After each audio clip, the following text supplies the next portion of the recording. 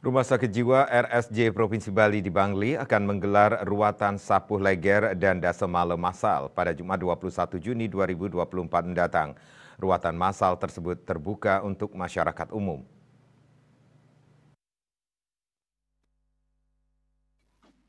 Ketua Tim Kerja Pelayanan Kesehatan Tradisional Yankestrad RSJP Bali, Dr. Lunyomanti Widayani Arida mengatakan, ruatan massal ini merupakan bagian dari program terapi melukat yang tersedia di Yankestrad RSJP Bali. Ruatan massal ini dibuka untuk diikuti masyarakat umum, pegawai RSJ, pasien dan keluarga pasien.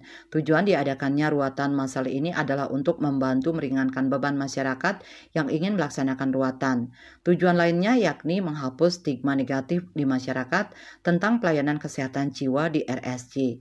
Meski RSJP Bali mematok biaya Rp300.000 untuk ruatan sapu leger dan Rp100.000 untuk ruatan dasamala, tetapi besaran itu sifatnya tidak wajib. Lebih ke sukarela, masyarakat yang tidak mampu tidak dipaksakan untuk bayar. RSJP Bali sudah membuka pendaftaran bagi masyarakat yang ingin mengikuti ruatan massal.